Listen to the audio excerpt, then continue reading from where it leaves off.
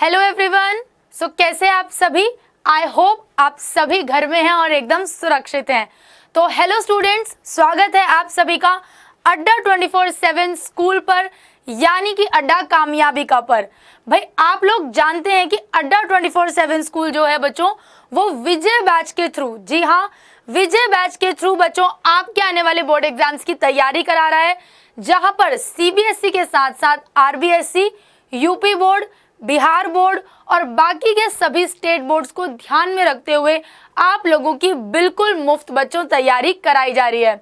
यहाँ पर स्क्रीन में आप देख पा रहे हो बच्चों कि आपकी तीनों ही स्ट्रीम्स, चाहे वो साइंस हो, कॉमर्स हो या फिर आर्ट्स हो, तीनों ही स्ट्रीम्स के अलग अलग सब्जेक्ट की टाइमिंग्स बच्चों यहाँ पर दी हुए हैं।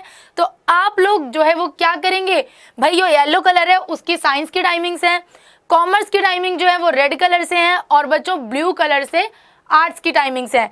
कुछ सब्जेक्ट आप देख पा रहे हो कि व्हाइट कलर से टाइमिंग्स दी हुई हैं, वो कुछ कॉमन सब्जेक्ट हैं जो आपको मैक्सिमम 2 या 3 स्ट्रीम्स में देखने को मिलते हैं। तो आपको केवल क्या करना है बच्चों, अपने आने वाले अपने बोर्ड एग्जाम्स की तैयारी के लिए अपनी स्ट्रीम के अकॉर्डिंग रेगुलर इन टाइमिंग्स पर क्लासेस को अटेंड करना है, जो कि बिल्कुल मुफ्त है। जी हाँ बच्चों, बिल्कुल मुफ्त क्लासेस अड्डा 24/7 स्कूल विजय बैच के माध्यम से आप लोगों को प्रोवाइड करा है, ताकि आप भी अपने आने वाले बोर्ड एग्जाम्स में विजय हासिल कर सको। क्यों भाई? क्योंकि आपके जो बोर्ड एग्जाम्स हैं अब बच्चों वो बहुत ज़्यादा दूर नहीं बचे हैं और आप लोग अभी से अड्डा 24/7 स्कूल के साथ जुड़कर, हमारे एक्सपर्ट फैकल्टीज के साथ जुड़कर बच्चों अपने आने वाले बोर्ड एग्जाम्स की तैयारी कर सकते हो। ये एक से बढ़कर एक एक्सपर्ट फैकल्टीज है बच्चों, जिन्हें अपने अपने सब्जेक्ट्स में बहुत ज़्यादा एक्सपीरियंस और महारत हासिल है। तो आप लोग अपनी अपनी क्लासेस को रेगुलर अटेंड कीजिए, इनके साथ जुड़े रहिए विजय बैच के साथ, अड्डा 24/7 स्कूल के साथ, और अपने आने वाले बोर्ड एग्जाम्स में विजय हासिल कीजिए। तो भाई देख लेते हैं कि आज हम घर में रहकर बच्चों क्या सीखने वाले हैं। तो आज हम बात करें तो आप लोग जैसा कि बच्चों जानते ही हैं कि आपका टॉपिक चल रहा है क्या, रैखिक प्रोग्रामन। कौन सा चैप्टर चल रहा है? रैखिक प्रोग्रामन, जिसका अर्थ है लीनियर प्रोग्रामिंग। क्या है बच्चों? Linear programming. तो लीनियर प्रोग्रामिंग यानी कि जो आपका चैप्टर नंबर 12 है, ये बच्चों चल रहा है और इसका हम जो है वो आज एक नया टॉपिक करेंगे, जो कि है, ये हम ऑलरेडी कर चुके हैं, रेखिक प्रोग्रामन समस्या के भिन्न प्रकार। क्या है? रेखिक प्रोग्रामन समस्या के भिन्न प्रकार। ठीक है बच्चों, जिसमें हम अलग अलग प्रकारों के बारे में कि रैखिक प्रोग्रामन समस्या के कौन कौन से प्रकार हैं उसके बारे में जानेंगे। तो चलिए आगे बढ़ते हैं। जब तक भाई आप लोग क्या करेंगे, अपने अपने वीडियो को जल्दी से अपने अपने दोस्तों के साथ शेयर कर दीजिए, ताकि वो लोग भी आपके साथ जुड़ सके बच्चों और आपके साथ आने वाले बोर्ड एग्जाम्स की तैयारी कर सके। जी हाँ, आप लोगों के साथ अड्डा 24/7 स्कूल के साथ अपने आने वाले बोर्ड एग्जाम्स की तैयारी कर सके। तो बच्चों अगर मैं आपको अपने बारे में बताऊं तो आप लोग जानते हैं, hello everyone, I am your educator Ritika. मैं बच्चों पोस्ट ग्रेजुएटेड हूँ और साथ साथ मेरे पास 2 ईयर से ज़्यादा का टीचिंग एक्सपीरियंस है, जिसमें ऑफलाइन और ऑनलाइन दोनों टीचिंग एक्सपीरियंसेस इंक्लूड है। तो चलिए हम शुरू करते हैं अपना आज का सफ़र। और जल्दी से आप लोग ने अगर वीडियोस को शेयर कर दिया, वीडियो को भाई लाइक कर दिया है, चैनल को सब्सक्राइब कर दिया और वीडियो को शेयर कर दिया अपने अपने दोस्तों के साथ, क्योंकि ये करना बहुत ज़्यादा ज़रूरी है। भाई आप लोगों के दोस्त भी आपके साथ अच्छे मार्क्स से विजय हासिल कर सके, उसके लिए वीडियो को शेयर करना बहुत ज़रूरी है। तो जल्दी से बच्चों, जल्दी से वीडियो को शेयर कर देंगे, चैनल को सब्सक्राइब कर देंगे और वीडियो को लाइक कर देंगे। और जिन्होंने ऐसा कर दिया है वो भाई अपने अपने कॉपी पेन निकाल लो। क्या कर लो? अपने अपने कॉपी पेन निकाल लो, ताकि आप मैथ्स के क्वेश्चंस को सॉल्व कर सको। और इसी से मुझे याद आया बच्चों पॉल हार्मन्स का एक बहुत अच्छा थॉट। क्यों भाई हम कॉपी पेन निकालने की बात कर रहे हैं? क्योंकि उनका कहना है कि the only way to learn mathematics is do mathematics. The only way to learn mathematics is do mathematics. जो भाई जो हम कहते आए हैं कि एक ही सूत्र है कि मैथ्स को जितना लिखोगे, जितना करोगे, उतना सीखोगे। यही भाई पॉल हार्मन्स का भी कहना है। तो फटाफट से अपने अपने नोटबुक और पेन निकाल लेंगे। चलिए शुरू करते हैं अपना आज का सफर और जानते हैं विभिन्न प्रकार की समस्याओं के बारे में। कौन सी समस्याएं हैं ये समस्याएं हैं बच्चों रैखिक प्रोग्रामन समस्याएं। कौन सी समस्याएं हैं? रैखिक प्रोग्रामन समस्याओं के विभिन्न प्रकार हैं, यानी कि अलग अलग टाइप हैं किसके? रैखिक प्रोग्रामिंग समस्याओं के, लीनियर प्रोग्रामिंग प्रॉब्लम्स के डिफरेंट टाइप्स हैं। ठीक है बच्चों, ध्यान से देखेंगे, बहुत ही सिंपल क्लास है आज की, सिर्फ कॉन्सेप्ट हम इसका समझेंगे और इसी के आधार पर, इसी के बेस पर एक एग्जाम्पल भी सॉल्व करेंगे। तो चलिए देखते हैं। पहले प्रकार क्या है विभिन्न प्रकारों में? उत्पादन संबंधी समस्याएं। क्या है बच्चों? उत्पादन संबंधी समस्याएं। तो अगर मैं इंग्लिश में इसको बात करूं तो क्या कहते हैं? Production related problem. ठीक है, ये मैंने शॉर्ट में लिख दिया, प्रोडक्शन रिलेटेड प्रॉब्लम, उत्पादन संबंधी समस्याएं, यानी कि ऐसी प्रॉब्लम्स, लीनियर प्रोग्रामिंग की ऐसी प्रॉब्लम्स जो किससे रिलेटेड होंगी? प्रोडक्शन से रिलेटेड होंगी, उत्पादन से रिलेटेड होंगी। बच्चों आप लोग जानते हैं कि उत्पादन को इंग्लिश में हम प्रोडक्शन कहते हैं और प्रोडक्शन को हिंदी में उत्पादन कहते हैं। तो ऐसी समस्याएं, ऐसे क्वेश्चंस, ऐसी प्रॉब्लम्स जो उत्पादन से रिलेटेड हो या फिर प्रोडक्शन से रिलेटेड हो, उन्हें हम लीनियर प्रोग्रामिंग के थ्रू कैसे सॉल्व करते हैं, वो क्या होती हैं, ये एक टाइप है जिसे हम जानने वाले हैं। तो चलिए देखते हैं कि क्या लिखा है। इस प्रकार की समस्याओं में, इस प्रकार की समस्याओं में, भाई इसका मतलब क्या है? इसका मतलब है उत्पादन संबंधी यानी कि प्रोडक्शन संबंधी। इस समस्याओं में हम ज्ञात करते हैं कि विभिन्न उत्पादनों के, अलग अलग प्रोडक्शन के कितने नग बनाने में एक निश्चित जनशक्ति, मशीन के घंटे, प्रत्येक नग के निर्माण में व्यय, श्रम के घंटे, माल भंडार गोदाम में प्रत्येक उत्पादन को रखने के लिए स्थान आदि को दृष्टि में रखते हुए अधिकतम लाभ कमाया जा सके। भाई एक बात बताइए मुझे, जब भी बच्चों, एक पहले इसको समझाने से पहले ना सिंपल से टर्म में बात करते हैं कि भाई क्या है प्रॉब्लम, उत्पादन से रिलेटेड प्रॉब्लम है क्या। कभी भी हम प्रोडक्शन की बात करते हैं, मान लीजिए एक छोटा सा एग्जांपल ले लीजिए, अगर आप लोगों का काम है प्रोडक्शन करने का या कोई भी आपका वर्क है, ठीक है, हम प्रोडक्शन क्यों करेंगे, हम किस बेसिस पर प्रोडक्शन करेंगे या उत्पादन करेंगे? सिंपल सी चीज़ है, कोई भी चीज़ हम प्रोड्यूस करें, चाहे भाई मैं एक बैग बनाती हूँ या मैं एक पेन बनाती हूँ या किसी भी चीज़ की प्रोडक्शन आप कह लीजिए, प्रोडक्शन का मतलब क्या है, क्यों हम प्रोडक्शन करते हैं? हमारा अल्टीमेट पर्पस क्या होता है? अधिकतम लाभ कमाना, यानी कि प्रॉफिट, और वो भी कौन सा? Maximum profit. क्या मैक्सिमम प्रॉफिट हम कमाएं? अब मैक्सिमम प्रॉफिट कैसे कैसे हो सकता है, तो मैं किन किन चीज़ों पे ध्यान दूंगी? भाई मुझे अपने रेट कितने रखने चाहिए, ठीक है, मैं कितने एम्प्लॉयज़ को रखूं काम करवाने के लिए, कितने घंटे उनसे काम करवाऊं, कितनी मशीन्स हायर करूं, कितना अपना जो रेंट है एरिया का वो दूं, या किसी भी प्रोडक्शन को बनाने में कितना खर्च करूं, ठीक है, या और क्या हो सकता है, उत्पादन के घंटे यानी कि हमारे वर्किंग आवर्स कितने होंगे, ठीक है। तो ये सब कुछ चीज़ें हैं, कितना प्रोड्यूस करूं, क्या मैं 100 क्वांटिटी पर डे प्रोड्यूस करूं या मैं सिर्फ 10 प्रोड्यूस करूं तो मुझे प्रॉफिट होगा। तो हमारा अल्टीमेट पर्पस क्या होता है? अल्टीमेट पर्पस होता है बच्चों प्रोडक्शन से रिलेटेड में कि हमें प्रॉफिट को मैक्सिमाइज करना है। क्या करना है? प्रॉफिट को मैक्सिमाइज हमें करना है। अब उसके अलग अलग फैक्टर्स हैं, उसके अलग अलग फैक्टर्स हैं प्रॉफिट को मैक्सिमाइज करने के लिए।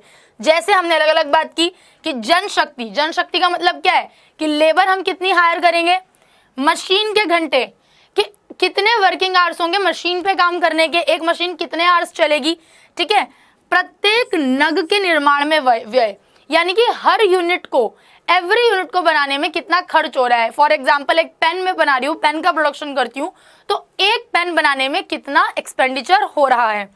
श्रम के घंटे कि भाई हमारे जो वर्किंग आवर्स हैं, ये तो थे मशीन के आवर्स, वर्किंग आवर्स हमारे कितने हैं, ठीक है। माल भंडार गोदाम में प्रत्येक उत्पादन को रखने के लिए स्थान, यानी कि हमारे वेयर हाउसेज में कितनी रखने की जगह है, मुझे कितनी और चाहिए होगी या कितनी कम चाहिए होगी। इन सब चीज़ों को ध्यान में रखते हुए हमारा मेन पर्पस होता है इन क्वेश्चंस को सॉल्व करने का, इन प्रॉब्लम्स को सॉल्व करने का, कि मैं इनमें से किसी भी चीज़ को बढ़ाऊं या घटाऊं, बट मेरा अल्टीमेट पर्पस है कि मुझे मैक्सिमम प्रॉफिट मिल सके। ठीक है बच्चों, तो ये हमारी कहलाती हैं उत्पादन संबंधी समस्याएं, यानी कि प्रोडक्शन रिलेटेड प्रॉब्लम्स, जिन्हें हम सॉल्व करते हैं किसके थ्रू? लीनियर प्रोग्रामिंग के थ्रू, जो हमने पढ़ा था अभी तक LPP, लीनियर प्रोग्रामिंग प्रॉब्लम्स ये कहलाती हैं। और लीनियर प्रोग्रामिंग के थ्रू हम इन्हें सॉल्व करके मैक्सिमम प्रॉफिट का एरिया फाइंड आउट करते हैं। ठीक है बच्चों, आई होप कि ये सबको क्लियर हो गया होगा प्रोडक्शन रिलेटेड प्रॉब्लम्स क्या होती हैं, क्या क्या चीजें इसमें कंसीडर करी जाती हैं। अगर फिर भी बेटा कहीं पे किसी को डाउट होता है तो आप कमेंट बॉक्स में कमेंट करना मत भूलना। क्या मत करना? कमेंट बॉक्स में कमेंट करना मत भूलना, ताकि भाई हम क्या कर सकें, अगर आप कमेंट बॉक्स में आपका कमेंट करोगे जो भी आपका डाउट है बच्चों, तभी मैं नेक्स्ट लाइव क्लास में आप लोगों को उस डाउट का सॉल्यूशन दे सकूंगी। क्योंकि आप लोग जानते हैं कि एक दिन हमारा जो सेशन है बच्चों वो लाइव होता है और एक दिन आपको आपका रिकॉर्डेड सेशन मिलता है। लेकिन कितने बजे? रोज शाम 4 बजे आपकी मैथ्स की क्लास जरूर होती है और आपका कोई भी टॉपिक मिस नहीं होता। तो रेगुलर अपनी क्लास अटेंड कीजिए, जो भी आपके डाउट्स हैं कमेंट बॉक्स में कमेंट कीजिए, ताकि आप लोगों के डाउट्स मुझे भी पता लगे और मैं आपको लाइव सेशन में उसका सॉल्यूशन दे सकूं। और एक चीज बच्चों मैं आज आपको और बता दूं, आज से हम एक नई चीज शुरू कर रहे हैं। वो क्या है कि हर क्लास के लास्ट में, हर क्लास के एंड में क्लास से रिलेटेड मैं कोई क्वेश्चन आपसे पूछूंगी। क्लास से रिलेटेड मैं कोई क्वेश्चन आपसे पूछूंगी वर्बली, या फिर हो सकता है कि आपको क्वेश्चन लिखा हुआ मिले। आपको क्लास के बाद कमेंट करके उसका आंसर देना है। क्या करना है? कमेंट करके उसका आंसर जरूर देना है बच्चों। इससे ही तो मुझे ही पता लगेगा कि आप लोग क्लास में ध्यान से सुन रहे हैं कि नहीं, और आप लोगों को भी पता लगेगा कि आपको कितना समझ में आया। तो चलिए इस एक नए पैटर्न को शुरू करते हैं और आप लोग क्लास के बाद कमेंट जरूर करेंगे जो भी क्वेश्चन पूछा जाएगा। ठीक है बच्चों? तो इसीलिए क्लास को ध्यान से सुनेंगे, ध्यान से देखेंगे, ताकि आप करेक्ट आंसर दे सके। और हो सकता है कि अगर आने वाले टाइम में अगर रेगुलर हमें आंसर मिलते रहे और बच्चे करेक्ट आंसर देते रहे तो हम उसके लिए प्राइज भी जरूर रखेंगे। तो ध्यान से क्लास को सुनिएगा। चलिए आगे बढ़ते हैं और बात करते हैं अगले प्रकार की। अगला प्रकार क्या है बच्चों? आहार संबंधी समस्याएं। क्या है? आहार संबंधी समस्याएं। अब हम आहार किसे कहते हैं बच्चों? ये कहलाती है हमारी फूड रिलेटेड प्रॉब्लम्स। ठीक है? क्या कहलाती है? Food related problems. आहार मतलब बच्चों फूड यानी कि खाना। तो उससे संबंधी जो क्वेश्चंस होते हैं, जो प्रॉब्लम्स होती हैं, उनको भी हम किससे हल करते हैं? रैखिक प्रोग्रामिंग से, यानी कि लीनियर प्रोग्रामिंग से सॉल्व करते हैं। ठीक है बच्चों? अब देखते हैं कि ये होती क्या है और इसमें हम क्या पढ़ते हैं। सबसे पहले बात करें तो इस प्रकार की समस्याओं में जो हमारी आहार से रिलेटेड प्रॉब्लम्स हैं, फूड से रिलेटेड प्रॉब्लम्स हैं, इसमें हम ज्ञात करते हैं कि विभिन्न प्रकार के घटक, पोषक तत्व आहार में कितनी मात्रा में प्रयोग किए जाए। यानी कि जो भी हमारे क्या होते हैं बच्चों? पोषक तत्व। मान लीजिए जो भी हमारे एलिमेंट्स हैं, यानी कि हमारे विटामिन हो गए, प्रोटीन हो गए, हमारे अलग अलग एलिमेंट्स होते हैं, और जो भी हमारे अलग अलग फैक्टर्स हैं, यानी कि जो भी चीजें फूड में इंक्लूड हो सकती हैं, आहार में इंक्लूड हो सकती हैं। क्या क्या होता है बच्चों? विटामिन, ठीक है, मिनरल, अलग अलग चीजें हो सकती हैं, प्रोटीन, आयरन, और भी बहुत सारी चीजें होती हैं, कैल्शियम, ठीक है, ये एटसेट्रा। तो इस तरह के जो अलग अलग पोषक तत्व हैं, यानी कि इस तरह के जो अलग अलग हमारे एलिमेंट्स हैं जो हमारे फूड में होना नेसेसरी होते हैं या कितनी क्वांटिटी में होना चाहिए, इससे रिलेटेड प्रॉब्लम्स, यानी कि कितनी क्वांटिटी में, कितनी मात्रा में हम एक फूड में प्रयोग करें इन सब चीज़ों को, या और भी जो हमारे पोषक तत्व हो सकते हैं उनको, इन बातों का हम प्रॉब्लम को आइडेंटिफाई करते हैं, सॉल्व करते हैं आहार संबंधी क्वेश्चंस में। ठीक है? जिससे उसमें सभी पोषक तत्वों की न्यूनतम आवश्यक मात्रा, यानी कि मिनिमम एसेंशियल वैल्यू कह सकते हैं हम, मिनिमम एसेंशियल वैल्यू, ठीक है, कम से कम लागत पर, यानी कि मिनिमम कॉस्ट पर। किस पर बच्चों? मिनिमम कॉस्ट पर प्राप्त हो सके। ठीक है? क्या हो? कम से कम कॉस्ट पर हमें मिनिमम एसेंशियल वैल्यू जो होनी चाहिए, जो क्वांटिटी होनी चाहिए, इसको हम वैल्यू की जगह क्वांटिटी भी लिख सकते हैं, वो हमें मिल पाए। ठीक है? अब इसको मैं पहले सिंपल टर्म्स में समझाती हूँ। देखिए, जब भी हम बात करते हैं बच्चों किसी भी फूड की, ठीक है, फॉर एग्जाम्पल हम वेजिटेबल्स की बात कर रहे हैं, या मान लीजिए कि हम पराठे की बात करें, कोई भी आप आहार संबंधी चीज ले लीजिए, ठीक है, आटे की बात करें, तो उसमें हमें ये देखना होता है हमारा मेन पर्पस क्या होता है बच्चों फूड को खाने का, किसी भी आहार से रिलेटेड चीज़ों का या खाने का हमारा मेन पर्पस क्या है। हमारा मेन पर्पस है कि उसके अंदर जो भी एलिमेंट्स हैं, जो भी पोषक तत्व हैं, वो हमारी बॉडी को मिल पाएँ और हम हेल्दी रहें। यानी कि जब हमारे घर पे भी खाना बनता है या जब हम डॉक्टर के पास जाते हैं, एक डाइट प्लान बनता है, तो उस डाइट प्लान में क्या लिखता है डॉक्टर कि भाई आपको ये नहीं बताता कि आपको 2 रोटी खानी है, आपको 3 रोटी खानी है। आपको बताते हैं कि पर्टिकुलर ग्राम आपको प्रोटीन खाना है, ठीक है, पर्टिकुलर ग्राम आपको मिनरल कंज्यूम करना है, पर्टिकुलर ग्राम, फॉर एग्जांपल 100 ग्राम, एक एग्जांपल ले लिया, 100 ग्राम भाई आपको जो है वो प्रोटीन खाना है। एक एग्जांपल दे रही हूँ, ये सही नहीं है, ठीक है। और मान लीजिए 150 ग्राम आपको मिनिमम, आपको 150 ग्राम जो है वो मिनरल आपके बॉडी में पहुंचना चाहिए। इस तरह से कोई भी आपको क्या देते हैं, वो एक अलग अलग यूनिट में क्वांटिटी बताते हैं किसकी, पोषक तत्वों की। तो अब हम जब भी कुछ खाते हैं, चाहे हम अंडा खा रहे हैं या हम वेजिटेबल्स खा रहे हैं या हम रोटी खा रहे हैं, चावल खा रहे हैं, तो हम देखते हैं कि हमारी जो एक बार की डाइट है, जो फूड है, उसमें वो क्वांटिटी प्रॉपर आ पाए जो उस डाइट में हमें दी गई है, राइट।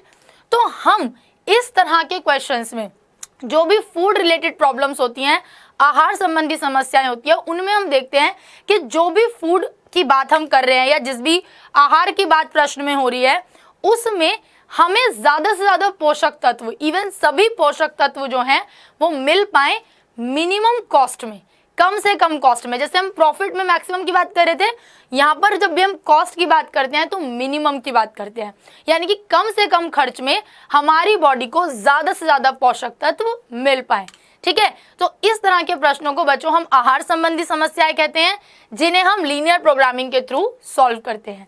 चलिए अगले टाइप की बात कर लेते हैं। और उससे पहले, अगले टाइप पे जाने से पहले बच्चों मैं आपको बता दूं हमारे अड्डा 24/7 स्कूल के सोशल मीडिया पैकेज के बारे में। आप लोग जानते ही हैं बच्चों कि अड्डा 24/7 स्कूल जो है वो एक सोशल मीडिया पैकेज लेकर आया है, जिसका मतलब है कि अब हम अवेलेबल हैं टेलीग्राम, फेसबुक और व्हाट्सएप पर। आप लोगों को क्या करना है बच्चे, केवल आपको इन तीनों ही ऐप्स को अपने अपने एंड्रॉयड मोबाइल या फिर आईफोन में डाउनलोड करना है बच्चों, और अड्डा 24/7 स्कूल के ग्रुप्स को आपको ज्वाइन करना है, ठीक है। अब भाई इससे आपको क्या बेनिफिट होगा, आपको बेनिफिट होगा कि आपको बेटा कहीं भागना नहीं पड़ेगा, आपको घर बैठे बैठे एक साथ एक ही जगह पर इन्हीं ग्रुप्स पर आपकी हर क्लास का वीडियो लिंक मिल जाएगा। इससे आपकी एक भी क्लास जो है वो मिस नहीं होगी। साथ साथ आपको ढेर सारे प्रैक्टिस क्वेश्चंस बच्चों मिलेंगे इन्हीं ग्रुप्स पर, प्लस आपकी हर क्लास के नोट्स। जी हाँ बच्चों, किसी भी सब्जेक्ट की हर क्लास के नोट्स आपको मिलेंगे इन ग्रुप्स पर अवेलेबल, प्लस आपके डाउट क्वेश्चंस का सॉल्यूशन हमारे सब्जेक्ट एक्सपर्ट फैकल्टीज के द्वारा। तो भाई देर मत कीजिए, फटाफट जाइए डाउनलोड कीजिए, क्योंकि इतना सारा अच्छा चीज़ें, इतना पैकेज, वो भी बिल्कुल मुफ्त में आपको मिल रहा है केवल अड्डा 24/7 स्कूल में। तो भाई जल्दी से जाइए इन ऐप्स को डाउनलोड कीजिए, लिंक जो है वो आपको डिस्क्रिप्शन बॉक्स में दिया हुआ है, और हमारे ग्रुप्स के साथ जुड़ जाइए फटाफट से बच्चों। और चैनल को लाइक करना मत भूलना, चैनल को सब्सक्राइब करना मत भूलना, वीडियो को लाइक करना बिल्कुल भी मत भूलना, साथ साथ अपने डाउट्स को कमेंट बॉक्स में लिखना भी मत भूलना। चलिए बढ़ते हैं और अगले टाइप की बात कर लेते हैं। तीसरा प्रकार क्या है बच्चों, परिवहन संबंधी समस्याएं। क्या है, परिवहन संबंधी समस्याएं। अब परिवहन संबंधी समस्याओं को हम क्या बोलते हैं, ट्रांसपोर्टेशन। क्या बोलते हैं बच्चों, ट्रांसपोर्टेशन रिलेटेड प्रॉब्लम्स, ठीक है, ट्रांसपोर्टेशन रिलेटेड प्रॉब्लम्स, यानी कि परिवहन संबंधी समस्याएं, यातायात से रिलेटेड प्रॉब्लम, जो हम ट्रेवल करते हैं, जो हम ट्रांसपोर्ट का यूज करते हैं, उससे रिलेटेड जो प्रॉब्लम क्वेश्चंस होते हैं बच्चों, उन्हें भी हम लीनियर प्रोग्रामिंग के थ्रू ही सॉल्व करते हैं, ठीक है। चलिए क्या होती है ये देखते हैं। इस प्रकार की समस्याओं में हम परिवहन प्रणाली को तय करते हैं। क्या करते हैं, परिवहन प्रणाली को तय करते हैं, यानी कि ट्रांसपोर्टेशन मेथड को हम डिसाइड करते हैं कि भाई हम अपने वर्क के लिए, अपने काम के लिए, या फॉर एग्जांपल मुझे कहीं जाना है, उसके लिए मैं कौन सा ट्रांसपोर्टेशन सिस्टम यूज करूं, ठीक है, जिससे संयंत्रों, कारखानों से विभिन्न स्थानों पर स्थित विभिन्न बाजारों में उत्पादनों को भेजने में परिवहन व्यय न्यूनतम हो। अब मैंने बोला कि भाई अगर हम कुछ बना रहे हैं, कोई कंपनी है, तो हमें सामान भेजना होगा मार्केट में, ठीक है, कोई बिजनेस करें तो हमें सामान भेजना होगा मार्केट में, कोई सर्विस प्रोवाइड करें तब भी हमें ट्रांसपोर्ट की ज़रूरत पड़ती है, हम कहीं घूमने जा रहे हैं, ट्रैवल कर रहे हैं, तब भी ट्रांसपोर्ट की ज़रूरत पड़ रही है। तो हम कैसे डिसाइड करते हैं कि हमारा जो ट्रांसपोर्ट है भाई, मैं एयरप्लेन से जाऊंगी या मैं ट्रेन से जाऊंगी, ये मैं कैसे डिसाइड करूंगी? या मैं जो अपना माल है, फॉर एग्जांपल मैं अपना प्रोडक्शन का माल जो है वो मुझे मार्केट तक पहुंचाना है, ठीक है। अगर मान लीजिए सेब बन रहे हैं, सेब सबसे ज़्यादा जो है वो जम्मू कश्मीर में हमें देखने को मिलते हैं, ठीक है, लेकिन वो बिकते तो पूरे इंडिया में है, तो वहां तक पहुंचाना पड़ेगा अलग अलग मार्केट्स में। तो उसके लिए हम कौन से ट्रांसपोर्टेशन का यूज़ करें कि मेरा प्रॉफिट अगेन उत्पादन में मैक्सिमम हो? तो कब होगा प्रॉफिट मैक्सिमम? जब इसका खर्च मिनिमम होगा। क्या होगा? मिनिमम होगा, यानी कि कम से कम ट्रांसपोर्टेशन पे मेरा पैसा खर्च हो, न्यूनतम व्यय हो, कि मैं अपना सामान या खुद को जहां मुझे पहुंचाना है या अपने सामान को जो मुझे अलग अलग मार्केट्स में पहुंचाना है वो मैं कम से कम खर्च में, कम से कम व्यय में, कम से कम मिनिमम एक्सपेंडिचर में बच्चों पहुंचा सकूं, और तभी मुझे जो है मैक्सिमम प्रॉफिट होगा। तो इस तरह के क्वेश्चंस को भी हम लीनियर प्रोग्रामिंग के थ्रू सॉल्व करते हैं, ठीक है बच्चों। तो चलिए अब लीनियर प्रोग्रामिंग के थ्रू तो सॉल्व करते हैं, हमने तीनों टाइप्स की समस्याएं पढ़ ली, ठीक है। हम क्या करते हैं? लीनियर प्रोग्रामिंग यानी कि रैखिक प्रोग्रामन से हम इन प्रॉब्लम्स को सॉल्व करते हैं, इन क्वेश्चंस को सॉल्व करते हैं। बट कैसे? तो यहाँ एक लाइन लिखी है, अगर आप देखो कि इन प्रत्येक समस्याओं को हल करने के लिए हम आलेखीय रूप में कोणीय विधि का प्रयोग करते हैं। आलेखीय रूप में, आलेख मतलब बच्चों क्या होता है? ग्राफिकल। क्या है? ग्राफिकल फॉर्म में कोणीय विधि का प्रयोग करते हैं। कोणीय विधि बच्चों हमने लास्ट क्लास में सीखी थी और आपकी एक्सरसाइज 12.1 के क्वेश्चंस को हमने सॉल्व किया था। तो हम आलेखीय रूप में कोणीय विधि का ही प्रयोग करते हैं इस तरह के क्वेश्चंस को सॉल्व करने के लिए भी थ्रू लीनियर प्रोग्रामिंग, ठीक है। चलिए आप देख लेते हैं, एक एग्जाम्पल से समझ लेते हैं कि कैसे इस तरह के क्वेश्चन को हम लीनियर प्रोग्रामिंग का यूज करके सॉल्व कर सकते हैं। आगे बढ़ते हैं, क्वेश्चन की बात करते हैं। अब भाई एक बात मैं आपको बता दूं, क्वेश्चन देख के बच्चों डर मत जाना। इस तरह की प्रॉब्लम्स में या इस तरह के क्वेश्चंस में जो हमें एक सिचुएशन बेस्ड क्वेश्चन दे रखे होते हैं, या हमने अभी पढ़ा कि प्रोडक्शन रिलेटेड है, आपका उत्पादन संबंधी हो गया, परिवहन संबंधी है, आहार संबंधी है, इसके जो प्रश्न होते हैं ना बच्चों वो इतने ही डिटेल में दे रखे होते हैं। तो बिल्कुल भी डरना मत। क्वेश्चन को पढ़ते हैं, पहले हिंदी में पढ़ेंगे, फिर इंग्लिश में पढ़ेंगे और फिर स्टार्ट करेंगे। ध्यान से सुनेंगे। क्वेश्चन कहता है कि एक निर्माण कंपनी 2 प्रकार के टेलीविजन सेट बनाती है, ठीक है। जहां पर इंपॉर्टेंट होगा मैं उसे हाईलाइट कर दूंगी। एक निर्माण कंपनी 2 प्रकार के टेलीविजन सेट बनाती है, एक काला सफेद यानी कि ब्लैक एंड व्हाइट, दूसरा रंगीन यानी कि कलर टीवी। पता चल गया कि भाई एक कंपनी है वो टीवी प्रोड्यूस करती है 2 तरीके के, एक तरीका है ब्लैक एंड व्हाइट टीवी होते हैं और दूसरा कलर टीवी होते हैं। कंपनी के पास प्रति सप्ताह अधिकतम 300 सेट तैयार करने के साधन है, यानी कि हर वीक वो कितने सेट प्रोड्यूस कर सकती है? 300 सेट, इतना ही उसके पास सामान है, उससे ज्यादा नहीं कर सकती। एक ब्लैक एंड व्हाइट सेट बनाने में 1800 रुपए, ब्लैक एंड व्हाइट सेट बनाने में कितने? 1800 रुपए खर्च होते हैं, और रंगीन सेट बनाने में 2700 रुपए लगते हैं। यानी कि बच्चों एक ब्लैक एंड व्हाइट टीवी बनाने में 1800 रुपए खर्च होते हैं और एक कलर टीवी बनाने में 2700 रुपए खर्च होते हैं, ठीक है। एक कंपनी के कंपनी टेलीविजन सेट बनाने में प्रति सप्ताह 6,48,000 रुपए से अधिक खर्च नहीं कर सकती। क्या नहीं कर सकती? अधिक खर्च नहीं कर सकती। इसका मतलब है कि भाई 300 सेट बना सकती है मैक्सिमम, और 300 बनाए या 300 से कम बनाए, पर उसके पास कितने पैसे हैं? पर वीक 6,48,000 रुपए से ज्यादा खर्च नहीं कर सकती अपने दोनों मिलाकर सेट बनाने में, टेलीविजन बनाने में, ठीक है। यदि कंपनी प्रत्येक काले सफेद सेट पर यानी कि ब्लैक एंड व्हाइट सेट पर 510 रुपए तथा प्रत्येक कलर सेट पर, रंगीन सेट पर 675 रुपए का लाभ अर्जित करती है, यानी कि पर पीस ब्लैक एंड व्हाइट के पर पीस पर उसे 510 रुपए का प्रॉफिट हो रहा है, और कलर टीवी के पर पीस पर 675 रुपए का प्रॉफिट हो रहा है, ठीक है। तो प्रत्येक प्रकार के कितने सेट निर्मित किए जाने चाहिए, ये हमसे क्वेश्चन पूछा है कि प्रत्येक प्रकार के कितने सेट बनाने चाहिए, यानी कि ब्लैक एंड व्हाइट कितने हो और कलर कितने हो, जिससे उसे अधिकतम लाभ हो सके, यानी कि जिससे कंपनी को मैक्सिमम प्रॉफिट हो सके। बच्चों ये टाइप 1 का क्वेश्चन है, उत्पादन संबंधी, क्योंकि एक सेट बनाती है मैन्युफैक्चरर कंपनी है तो प्रोडक्शन रिलेटेड क्वेश्चन हो गया। तो हम क्या आइडेंटिफाई करेंगे, प्रॉफिट मैक्सिमम होना चाहिए, ठीक है। तो जिससे उसे अधिकतम लाभ हो, इस समस्या का एक एलपीपी के रूप में सूत्रण कीजिए, यानी कि पहले एलपीपी की फॉर्म में इसे बनाना है और दिया हुआ है कि उद्देश्य लाभ का अधिकतमीकरण करना है। ये तो हमें बोला ही है कि हमें अधिकतम लाभ बताना है, यानी कि अधिकतमीकरण से हमें आइडेंटिफाई करना है आंसर को, ठीक है। आई होप बच्चों के क्वेश्चन आपको क्लियर हो गया होगा, समझ में आ गया होगा कि क्या कहना चाहते हैं ये, ठीक है। अब मैं क्वेश्चन को एक बार इंग्लिश में रिपीट कर रही हूँ, जो लोग इंग्लिश मीडियम से हैं उन लोगों के लिए। A manufacturing company manufacture 2 type of television set, 2 type के बनाती है, one black and white and other coloured. ये हम डिस्कस कर चुके हैं ऑलरेडी, एक ब्लैक एंड व्हाइट और एक coloured. Company has the means to produce a maximum of 300 set per week. Company के पास कितने मीन्स है, कितने साधन है, मैक्सिमम 300 सेट प्रोड्यूस करने के साधन है हर हफ्ते। It takes ₹1800 to make black and white and 2700 to make coloured set. Simple बात है कि एक ब्लैक एंड व्हाइट सेट को बनाने में 1800 रुपीज खर्च हो रहे हैं और एक कलर्ड सेट को बनाने में 2700 रुपीज एक्सपेंडिचर हो रहा है। 6,48,000 per week for manufacturing television set. Company के पास 6,48,000 रुपए हैं पर वीक सारे सेट बनाने के, ठीक है। Can't spend more than if the company make, अच्छा, और इससे ज्यादा वो स्पेंड नहीं कर सकती, ठीक है।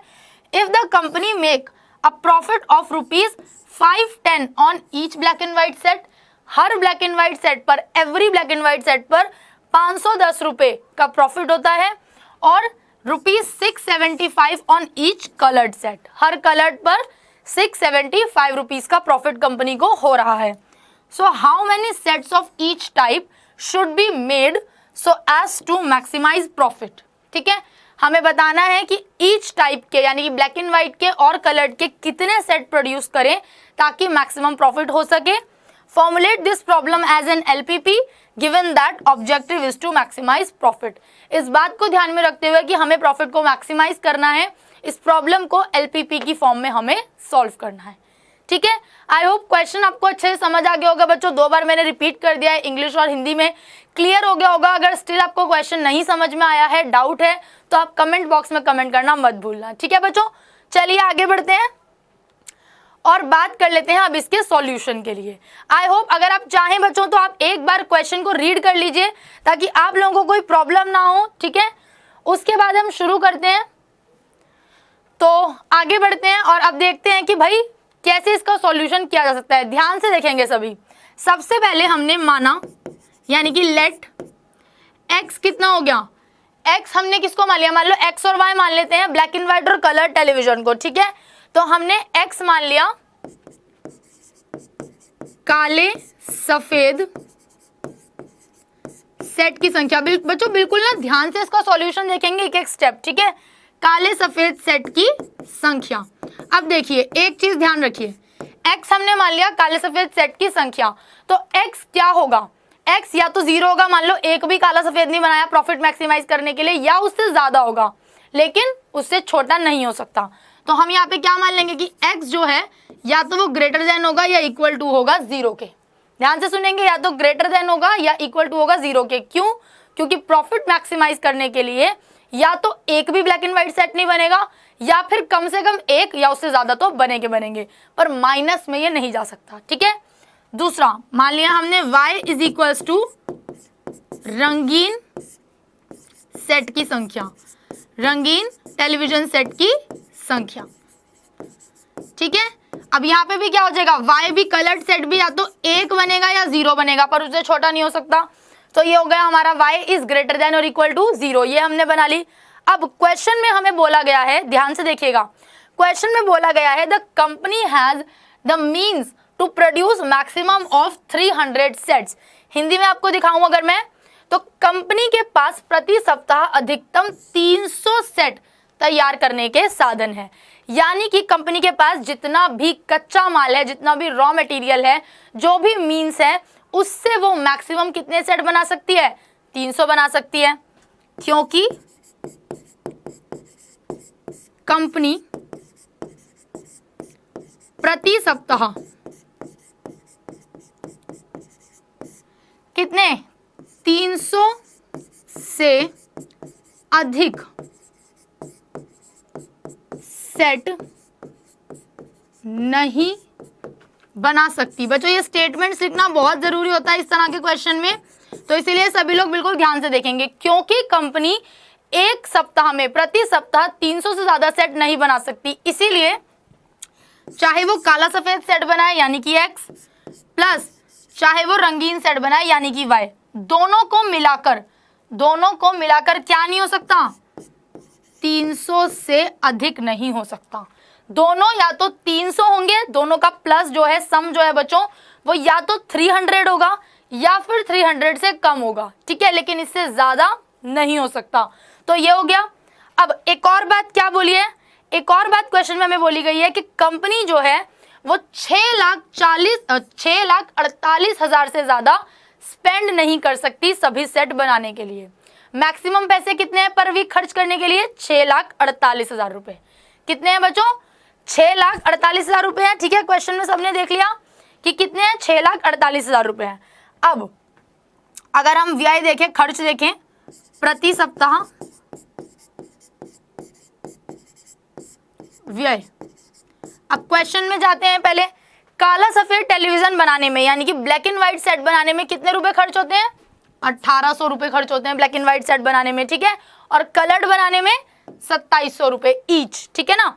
तो अब देखिए 1,800 रुपए खर्च होंगे काला सफेद सेट बनाने में, क्योंकि ये पर के पैसे दे रखे हैं इसलिए 1800x प्लस 2700y, क्योंकि कलर्ड सेट बनाने में कितने रुपए खर्च हो रहे हैं पर सेट में, 2,700 रुपए।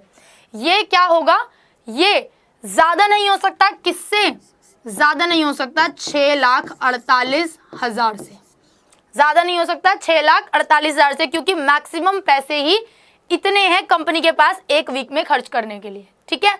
तो वो इसको कितने ही बनाए, इसको कितने ही बनाए, दोनों का सम इससे ज्यादा नहीं हो सकता। आई होप कि आपको क्लियर हो गया होगा बच्चों कि हमने क्वेश्चन से अलग अलग स्टेटमेंट से इनइक्वालिटीज कैसे बनाई है, ठीक है।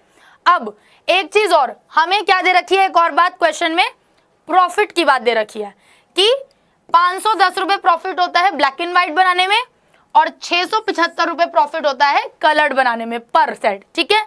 और हमें मैक्सिमाइज प्रॉफिट के लिए ही निकालना है, तो हमारा यहाँ पर उद्देश्य क्या हो जाएगा, उद्देश्य हो जाएगा, उद्देश्य क्या है हमारा, प्रॉफिट मैक्सिमाइज करना। तो हमें 510 रुपए एक्स पर मिल रहा है, एक्स मतलब कि काले सफेद सेट पर, प्लस 675 रुपए कलर्ड सेट पर मिल रहा है, ठीक है। ये हो गया हमारा एक पार्ट। अब हमें क्या करना है, एलपीपी में हमने यहाँ पे लिख लिया, लेकिन एक प्रॉपर तरीके से मैं आपको लिख के दिखा देती हूँ। एलपीपी की अगर बात करें तो क्या क्या इक्वेशंस है हमारी, पहले x इज ग्रेटर देन और इक्वल टू 0 नंबर 1, ठीक है, y इज ग्रेटर देन और equal to 0 number 2 equation. Third क्या बनी थी, x plus y less than और इक्वल टू 300, ये बनी थी तीसरी। या हम इसको चेंज कर लेते हैं, एक मिनट, कुछ भी वैसे हम लिख सकते हैं, दोबारा से मैं आपको बता रही हूँ, ठीक है। मान लीजिए x, एक मिनट, x, एक सेकेंड, ये क्या हुआ, हम जाते हैं और यहाँ पर पेन को सेलेक्ट करा, ठीक है, x प्लस वाई यानी कि ब्लैक एंड व्हाइट और कलर टेलीविजन मिला के कितना बन रहा था, 300 से ज्यादा नहीं हो सकता। ये हो गई हमारी फर्स्ट इक्वेशन, ठीक है। 1,800 रुपए एक्स पे खर्च करके और 2,700 रुपए वाई यानी कि कलर टीवी पे खर्च करेंगे पर सेट पर, तो 6,48,000 से ज्यादा नहीं हो सकते। यहाँ से हम कुछ कॉमन ले सकते हैं, क्या कॉमन आ रहा है बच्चों, 900 कॉमन आ जाएगा, अंदर क्या बचेगा, 2x plus 3y less than और इक्वल टू 720, यानी कि 2x plus 3y less than और इक्वल टू 720, सॉरी, कितना आएगा कॉमन लेने के बाद, 720, ठीक है। ये हो गया मेरा क्या, दूसरी इक्वेशन, ये हो गई दूसरी इक्वेशन, ठीक है। पहली और दूसरी इक्वेशन आई होप आप लोगों को क्लियर होगी। अब तीसरा क्या था, तीसरा कि x जो है वो ग्रेटर देन और इक्वल टू 0 होगा, ये हो गई तीसरी। और क्या होगा बच्चों, y इज इक्वल टू भी ग्रेटर देन और इक्वल टू 0 होगा। ये हो गई चौथी इक्वेशन, ये हमने बना ली। ठीक है, ये हमने बच्चों इक्वेशन बना ली। अब हम क्या करेंगे देखेंगे। अब हमारे पास ये इक्वेशंस आ गई। अब ये बन गया ऐसा क्वेश्चन जैसा हमने कल तक के एक्सरसाइज में सॉल्व किया था, यानी कि इनइक्वालिटीज हमें मिल गई। कल तक हमने जो एक्सरसाइज बच्चों सॉल्व की थी सिंपल एलपीपी के क्वेश्चंस में, हमें ऐसे इनइक्वालिटीज की इक्वेशन दे रखी होती थी और हम सीधा ग्राफ में सॉल्व करते थे वैल्यू डालकर। यहाँ पर हमें एक सिचुएशन बेस्ड क्वेश्चन दे रखा है, वो हमने पहले सॉल्व करके उसको क्या बनाया, इनइक्वालिटीज में कन्वर्ट किया। अब हम इसको सॉल्व करेंगे। ठीक है, तो चलिए एक ग्राफ बना लेते हैं। मान लीजिए मैं बच्चों एक रफ लेकर चल रही हूँ। ठीक है, एक रफ मैं मानकर चल रही हूँ। आप लोग जो है वो बिल्कुल पेंसिल स्केल के हेल्प से बनाएंगे ताकि एकदम क्लियर बनेगा। ठीक है, ये मैंने ले लिया, एक रफ ग्राफ मैंने मान के चला। ठीक है, ये हो गया 0 मेरा, यहाँ पर x y y dash x dash. ये बिल्कुल एक रफ है, आप लोग बिल्कुल पेंसिल स्केल की हेल्प से बनाएंगे तो एकदम करेक्ट पॉइंट्स बनेंगे। ठीक है, अब मैं इसको पहले फर्स्ट इक्वेशन को सॉल्व करती हूँ। तो मैं मान लेती हूँ x plus y is equal to 300। इसको अगर सॉल्व करेंगे बच्चों तो मान लीजिए अगर मैंने x को 0 पुट किया तो y आ गया 300, y को 0 पुट किया तो x आ गया 300। ठीक है, एक पार्ट ये हो गया। दूसरा अगर मैं बात करूं दूसरी इक्वेशन को सॉल्व करते हैं, यानी कि 2x plus 3y is equal to 720 लेके अगर मैं इसको सॉल्व करती हूँ बच्चों। ठीक है, तो कितना आएगा, अगर मैंने x और y की वैल्यू निकालनी है, x को अगर मैंने 0 रख दिया, x को अगर 0 रख दिया तो कितना बचेगा, ये 720 को डिवाइड करेंगे, 3 दूनी 6, 3 चौक 12, 0 240। अगर मैंने y को 0 रख दिया तो कितना हो जाएगा बच्चे, ये 2 तिया 6, 2 6 12, 0 360। ठीक है, ये वैल्यू निकल गई। क्लियर, ये दोनों हमारी वैल्यूज निकल गई। तीसरी इक्वेशन से क्या वैल्यू निकली है, x बराबर 0 और चौथी इक्वेशन से y बराबर 0। ये चारों वैल्यूज निकल गई। अब हम इन सभी पॉइंट्स को ग्राफ पे प्लॉट कर लेते हैं, ग्राफ पर दर्शा लेते हैं।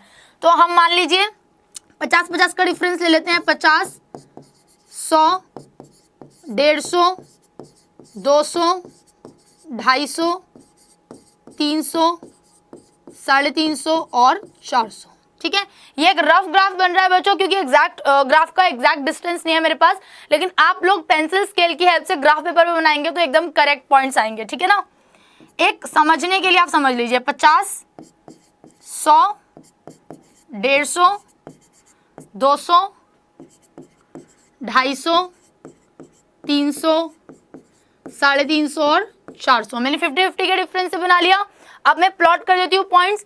पहले सबसे पहली इक्वेशन के पॉइंट्स को प्लॉट करते हैं। ठीक है, क्या है, x का है 0 तो y कितना है 300। अगर x 0 है तो y 300, मतलब यहाँ पर कहीं है। ठीक है बच्चों, दूसरा मैं कलर ले लेती हूँ। अगर x 0 है तो y है 300, y 0 है तो x है 300, यानी कि यहाँ पर। ठीक है, अब यहाँ पर देखिए मुझे क्या दे रखा है, एक स्ट्रिक्ट इनइक्वालिटी दी हुई है। स्ट्रिक्ट इनइक्वालिटी दी हुई है क्यों, क्योंकि इक्वल टू भी है और लेस देन भी है, इसीलिए इसकी जो लाइन ड्रॉ होगी वो कैसी होगी, पूरी होगी। ठीक है, तो मैंने इस 300 से, आप लोग बिल्कुल स्केल की हेल्प से मिलाएंगे बच्चों, इसको मिला दिया। ये एक आइडिया आप मान लीजिए कि इस तरह से ये मिलेगा। ठीक है, ये मेरी इक्वेशन कौन सी हो गई, मैं लिख देती हूँ यहाँ पर। ये इक्वेशन है x प्लस वाई बराबर 300। ठीक है, x प्लस वाई बराबर 300। अब मैं चाहूं तो बेटे पहले सारों का बना लूं, लेकिन मैं आपको 1 बाय 1 समझा रही हूँ कि हर एक लाइन का आपको कैसे सॉल्व करना है। मान लो आपने पहली लाइन ड्रॉ कर दी, पहली लाइन प्लॉट कर दी।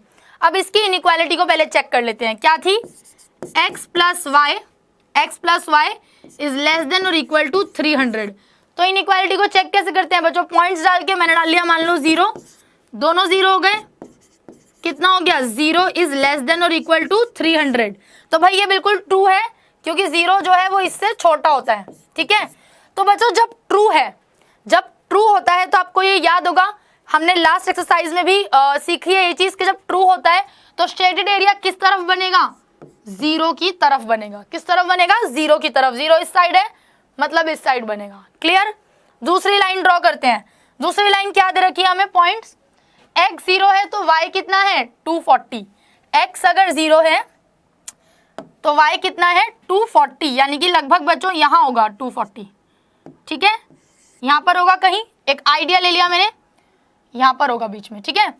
अगर y 0 है तो x कितना है 360, तो 360 लगभग अंदाजे से कहीं यहाँ होगा, ठीक है। अब इसको भी अगर हम देखें तो स्ट्रिक्ट इनइक्वालिटी आ रही है, तो कि लाइन कैसी बनेगी, एकदम पूरी लाइन बनेगी, ठीक है।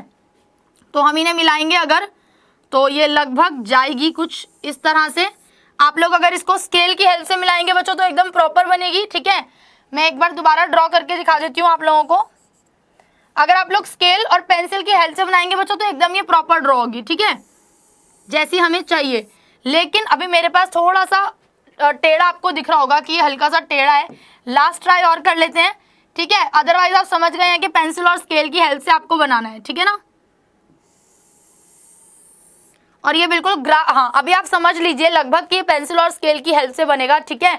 और ये एकदम करेक्ट जब स्ट्रेट बनेगी और ये पॉइंट्स भी जो आपके हैं वो एकदम डिस्टेंस पे होंगे तो करेक्ट पॉइंट पे ये काटेगी, ठीक है। अब इसकी इनइक्वालिटी चेक करते हैं, ये आपको समझाने के लिए है बस। क्या है इक्वेशन 2x, क्या है equation 2x plus 3y less than और इक्वल टू कितना है 720। तो 0 0 पे ही चेक कर लेते हैं, 0 प्लस 0 लेस देन और equal to 720, 0 is less than और इक्वल टू 720। ये भी बिल्कुल ठीक है बच्चों, 0 जो है वो इससे छोटा है, यानी कि ये भी क्या है सिचुएशन, ट्रू की सिचुएशन है। क्या है, ट्रू की सिचुएशन है बच्चों। बिल्कुल ध्यान से देखिएगा और जहां पे भी डाउट होगा वहां पे कमेंट करना मत भूलना, ठीक है। उस पर्टिकुलर पॉइंट पे कमेंट जरूर करना ताकि नेक्स्ट लाइव क्लास में मैं आपको डिटेल में समझा सकूं, ठीक है ना। तो चलिए, ये हो गया आपका, यहाँ पर आपका ट्रू आ गया। जब ट्रू आ गया तो यानी कि जो आपकी ये वाली लाइन है, ये वाली लाइन किसके लिए बनी है, अब ये इक्वेशन बनी है आपकी 2x प्लस 3y, यहाँ पे लगभग मान लो 720, ठीक है। तो इस लाइन के भी 0 की तरफ पॉइंट, 0 की तरफ शेडेड रीजन बनेगा, ठीक है। अब आगे बढ़ते हैं, तीसरी लाइन क्या है, x is equal to 0, x is equal to 0। तो x इज इक्वल टू 0 कहाँ बनेगा बच्चों, ये वाला पॉइंट होगा, यानी कि ये वाली लगभग लाइन बनेगी, ठीक है। ये क्या कहलाएगी, x बराबर 0। अब इसकी इनइक्वालिटी अगर मैं देखूं तो x इज ग्रेटर देन और इक्वल टू 0, x 0 जो है वो 0 से बड़ा या बराबर, बच्चों बड़ा नहीं हो सकता, इसीलिए ये क्या है, फॉल्स है। बड़ा नहीं हो सकता इसीलिए ये फॉल्स है। जब फॉल्स होता है तब कहाँ बनता है हमारा शेडेड एरिया, 0 से दूसरी तरफ, यानी कि इसका, इस लाइन का 0 से दूसरी तरफ कहाँ है, यहाँ है, ठीक है। तीसरा क्या है, y इक्वल टू 0। अब y पे 0 प्लॉट करेंगे तो यहाँ आएगा, यानी कि ये कुछ इस तरीके से ग्राफ बन जाएगा। ये किसको दर्शा रहा है, y इक्वल टू 0 को, ठीक है ना। ये लाइन किसको दर्शा रही है, y इक्वल टू 0 को। अब इसकी इनइक्वालिटी चेक करते हैं, y इज ग्रेटर देन और equal to 0, 0 is greater than और इक्वल टू 0। बच्चों 0 कभी 0 से बड़ा हो नहीं सकता, इसीलिए ये भी फॉल्स है। और जब फॉल्स होता है तो 0 से दूसरी साइड शेडेड रीजन बनता है, यानी कि इसका शेडेड रीजन यहाँ हो गया। अब अल्टीमेटली हमें क्या करना होता है, एक कॉमन एरिया को फाइंड आउट करना होता है। क्या करना होता है बच्चों, एक कॉमन एरिया को फाइंड आउट करना होता है। तो यहाँ पर देखिए, अगर आप सभी के एरोज देखेंगे, ग्रीन लाइन का एरो भी अंदर आ रहा है, व्हाइट लाइन का एरो भी अंदर आ रहा है, और इन दोनों एक्सेस का भी जो x greater than equal to 0 और y इक्वल टू का भी इस तरफ आ रहा है। तो हमारे कॉमन एरिया क्या हो गया, मैं शेड करके आपको दिखा रही हूँ, ठीक है। ये कुछ लगभग बन रहा है, ये बाहर नहीं जाएगा इस लाइन से, ठीक है ना, बाहर नहीं जाएगा बच्चे, ठीक है, ये यहां तक रहेगा, ध्यान रखिएगा। ये बन गया क्या आपका शेडेड रीजन, यानी कि वो कॉमन एरिया जो हमें चाहिए, उभयनिष्ठ क्षेत्र, या हम इसे बोल सकते हैं रिक्वायर्ड एरिया, ठीक है, रिक्वायर्ड, या हम इसे कॉमन भी टर्म यूज कर सकते हैं, उभयनिष्ठ भी यूज कर सकते हैं। मतलब एक ऐसा क्षेत्र जो जितनी भी इनइक्वालिटीज हैं उन सभी के लिए क्या है बच्चों, एकदम कॉमन है, इक्वल है, ठीक है। अब इसके पॉइंट्स कहाँ कहाँ बन रहे हैं, अब यहाँ पर हमें ध्यान से देखना है। इसके पॉइंट्स आ रहे हैं, एक पॉइंट आ रहा है बच्चों ये, जो कि किसको दिखा रहा है, मैं यहाँ पर लिख देती हूँ एरो डाल के। मान लीजिए ये A है, ये आपका दिखा रहा है, अगर हम देखें तो 0 और 240, ठीक है। दूसरा पॉइंट अगर मान लीजिए, इसको मान लूँ मैं, इस एंड को, ठीक है, यहाँ पर आ रहा है, तो ये इसको मैं मान लेती हूँ B, ये किसको दिखा रहा है 300 एंड 0 पॉइंट्स को दिखा रहा है, ठीक है। अब तीसरा पॉइंट जो हमें मैक्सिमम दिखाना होता है वो कौन सा होता है बच्चों, जहाँ पे दो लाइंस कट हो रही होती हैं। तो इस एरिया का तीसरा पॉइंट क्या है, क्योंकि ये कुछ इस तरह से बन रहा है, इस तरीके से जा रहा है ये शेडेड रीजन, तो ये है तीसरा पॉइंट। अब लगभग बच्चों आप इसको अगर देखोगे, ये यहाँ पर आपको क्लियर हो सकता है कि नहीं शो हो रहा होगा, एक बार आप ग्राफ को अच्छे से देख लीजिए, ठीक है। हो सकता है कि ये यहाँ पर आपको एकदम क्लियर कट पे नहीं आया है, लेकिन जब आप इसे ग्राफ पे प्लॉट करेंगे स्केल वगैरह की हेल्प से तो ये प्रॉपर आएगा, और ये सी पॉइंट आपका बनेगा 140 और 160 का, 140 और 160 का, ठीक है। जब आप इसको स्केल और पेंसिल की हेल्प से बनाएंगे बच्चों तो ये एकदम प्रॉपर बनेगा, ठीक है। तो इस तरह से हमने ये 3 पॉइंट्स निकाल लिए। अब हमें क्या करना होता है, लास्ट में मैक्सिमम प्रॉफिट हमें बताना है, ठीक है। मैक्सिमम प्रॉफिट हमें बताना है, तो हम यहाँ पे इसको सॉल्व कर लेते हैं कोणीय विधि। अब हमारा एक क्या था, उद्देश्य था, उद्देश्य यानी कि Z, इसका मैं एक मिनट कलर चेंज कर देती हूँ।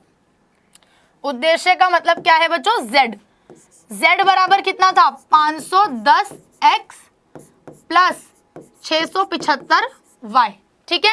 अब हम सारे पॉइंट्स पे चेक कर लेते हैं। ये हो गए, हम इन्हें बोलते हैं कोणीय बिंदु, क्या बोलते हैं, कोणीय बिंदु, ठीक है। और यहाँ पर आपका आ गया उद्देश्य यानी कि Z बराबर 510x प्लस 675y, ठीक है। अब हम सॉल्व कर लेते हैं। मान लो ए बिंदु क्या थे हमारे, ए के पॉइंट्स क्या थे, पीछे देख लेते हैं एक बार। ए के पॉइंट्स थे 0 और 240, ठीक है, 0 एंड 240, मतलब x है आपका 0 और y है 240। तो यहाँ पर हम डालेंगे z बराबर 510 इंटू में 0 प्लस 675 इंटू में 240। बच्चों अगर आप इन्हें सॉल्व करोगे तो कितना आएगा, अगर हम 240 को मल्टीप्लाई करेंगे 675 के साथ तो कितना आएगा, 1,62,000, कितना आएगा, 1,62,000, ठीक है। आप लोग इसे कैलकुलेट करके बच्चों चेक कर सकते हैं, 1,62,000, ठीक है। अब बात कर लेते हैं दूसरे पॉइंट की। दूसरा पॉइंट क्या था, बी का पॉइंट अगर मैं आपको बताऊं बच्चों तो बी का पॉइंट था 300 और 0, ठीक है, क्या है 300 एंड 0, यानी कि x कितना है यहाँ पे 300, 510 इंटू 300 प्लस 675 इंटू 0।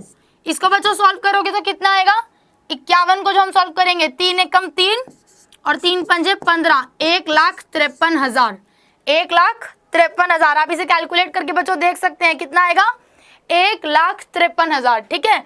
अब अंतिम बिंदु यानी कि सी क्या है हमारा बच्चों पॉइंट, सी है 140 और 160। जब आप इसे ग्राफ पे प्लॉट करोगे तो एकदम क्लियर निकलेगा, क्या है 140 और 160, यानी कि x की वैल्यू कितनी है 500 इंटू 10 और 510 इंटू 140 प्लस 675 इंटू 160, ठीक है। इनको बच्चों अगर आप कैलकुलेट करोगे और सॉल्व करोगे तो आपका एग्जैक्ट आंसर निकलेगा 1,89,400, 1,89,400। तो आपने ये क्या किया, जो प्रॉफिट का आपको उद्देश्य रखा था उनमें आपने सभी पॉइंट्स की वैल्यू डाल के निकाल लिया, जैसे हम पिछले क्वेश्चंस में सॉल्व करते थे। अब हमसे प्रश्न में क्या पूछा था, मैक्सिमम प्रॉफिट, मैक्सिमाइज प्रॉफिट। तो इनमें से आप बताइए कि मैक्सिमाइज करने के लिए सबसे मैक्सिमम क्या है बच्चों प्रॉफिट, 1,62,000, 1,53,000 और 1,79,400। तो ये है सबसे मैक्सिमम, ये है बच्चों मैक्सिमम यानी कि अधिकतम, ठीक है। तो हम क्या कहेंगे कि कंपनी का अधिकतम प्रॉफिट क्या है, अधिकतम लाभ, अधिकतम लाभ कितना है बच्चों, अधिकतम लाभ 1,69,400, ठीक है। और अधिकतम लाभ बिंदु यानी कि मैक्सिमम प्रॉफिट के जो बिंदु हैं, अधिकतम लाभ बिंदु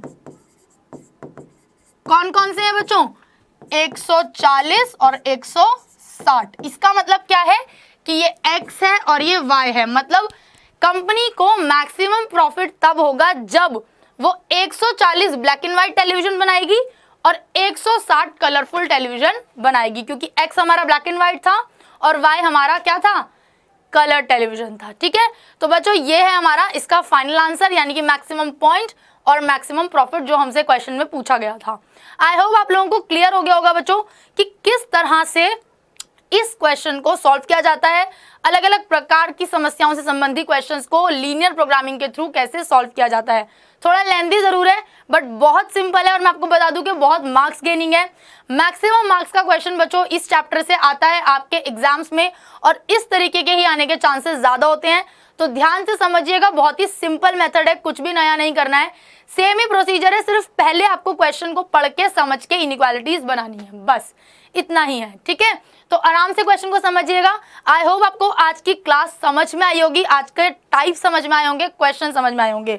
तो अब देख लेते हैं पहले कि आज हमने क्या क्या सीखा। हमने जाना उत्पादन संबंधी समस्याएं, आहार संबंधी समस्याएं और परिवहन संबंधी समस्याओं के बारे में, और फिर हमने उदाहरण के माध्यम से इसे सॉल्व किया। ठीक है बच्चों, तो अब बात कर लेते हैं क्लास के एंड होने की। तो भाई आई होप बच्चों कि आप लोगों को आज की क्लास समझ आई होगी, प्लस पसंद भी आई होगी। लेकिन मैंने आपको कहा था कि क्लास के एंड में एक क्वेश्चन मैं आपसे पूछूंगी जो आज की क्लास से रिलेटेड होगा। आप लोगों को कमेंट करके उसका आंसर बताना है। ध्यान रखिएगा, कमेंट बॉक्स में उसका आंसर लिखना है बच्चों। अगर मैं बात करूं आज का जो क्वेश्चन है, आज का क्वेश्चन ये है कि रैखिक प्रोग्रामिंग समस्याओं के विभिन्न प्रकार के नाम आपको लिखने हैं। रैखिक प्रोग्रामिंग समस्याओं के विभिन्न प्रकारों के नाम आपको लिखने हैं बच्चों। क्वेश्चन को इंग्लिश में मैं रिपीट कर रही हूं कि आपको नेम बताने हैं different type of linear programming problems. Name the different type of linear programming problems. बहुत ही सिंपल है, सिर्फ वन वर्ड में आप नेम लिख दीजिए और कमेंट बॉक्स में कमेंट करना मत भूलिएगा। कमेंट बॉक्स में आंसर जरूर कीजिएगा, मैं वेट करूंगी बच्चों आप लोगों के आंसर के लिए। और आज के क्वेश्चन का जो आंसर है वो आज की वीडियो में ही है। आज के क्वेश्चन का आंसर बच्चों आज की वीडियो में ही है, तो वीडियो को पहले अच्छे से देखिए ताकि आपको आंसर मिल जाए और फटाफट से तुरंत आंसर कर दीजिए।